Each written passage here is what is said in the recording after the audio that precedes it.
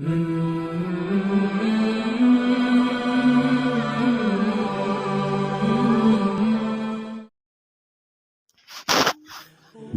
حاضر کا ایک بہت بڑا چیلنج جنریشن گیپ یعنی بڑھتی ہوئی دوریاں ہیں۔ گھر میں والدین اور اولاد کے درمیان، اسکولوں میں اساتذہ اور طلباء کے درمیان، معاشرے میں بڑوں اور چھوٹوں کے درمیان، اور دینی جماعتوں میں بزرگوں اور نوجوانوں کے درمیان۔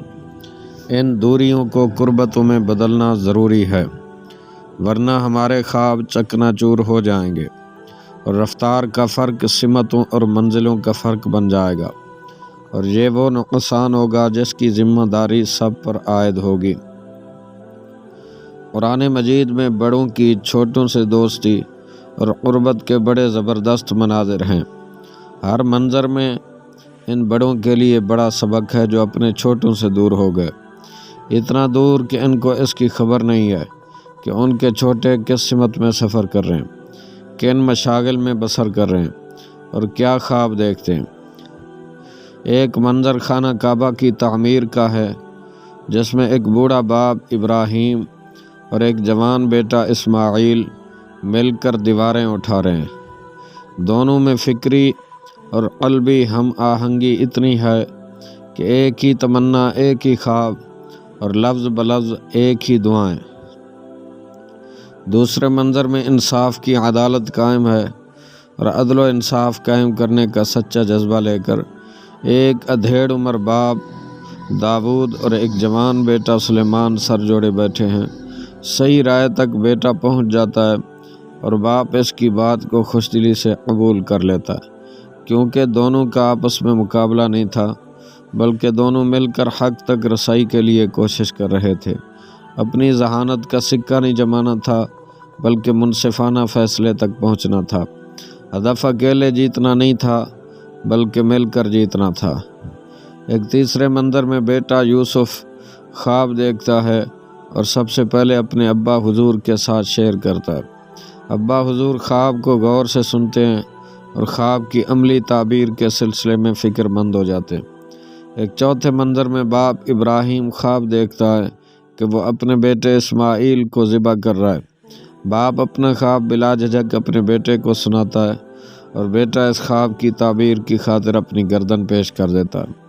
ایک پانچویں منظر میں ماں اپنے بیٹے موسیٰ کو صندوق میں بند کر کے دریا میں ڈال دیتی ہے، اور پھر پورا مشن اپنی بیٹی کے حوالے کر دیتی ہے، جو بہترین طریقے سے اس مشن کو انجام دیتی ہے۔ ماں بیٹی پر اعتماد کرتی ہے، اور بیٹی اس اعتماد کی لاج رکھ لیتی ہے اور ماں کی توقعات پر پورا اترتی ہے۔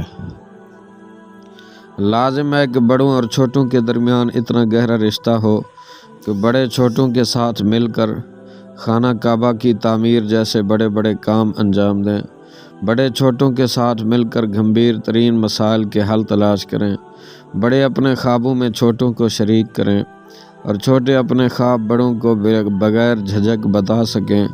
نصیحت کا موقع آئے تو بڑے چھوٹوں کو نصیحت بھی کریں، لیکن اس طرح جیسے لقمان اپنے بیٹے کو نصیحت کرتے تھے۔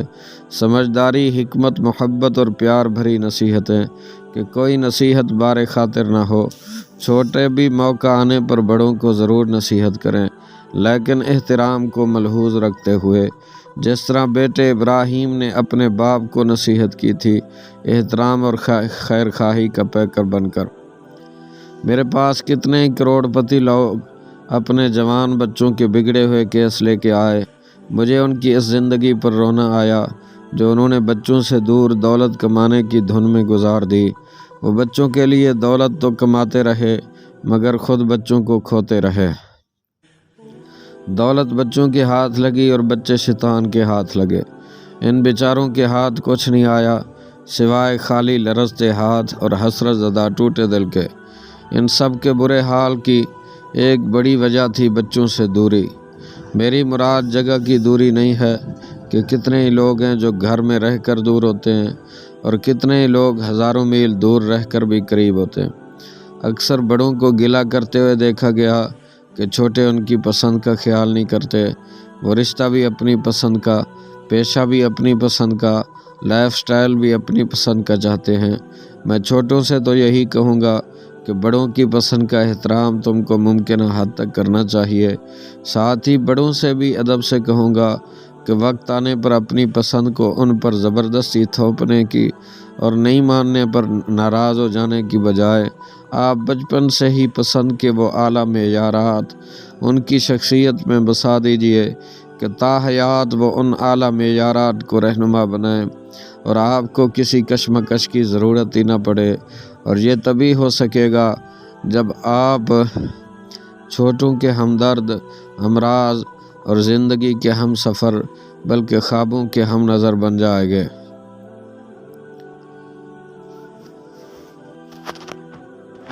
میں نے تربیت کے سلسلے میں کڑی آمریت سے زیادہ نقصان دہ، نری نصیحت سے زیادہ بے اثر اور بامقصد دوستی سے زیادہ مفید طریقہ کوئی نہیں پایا۔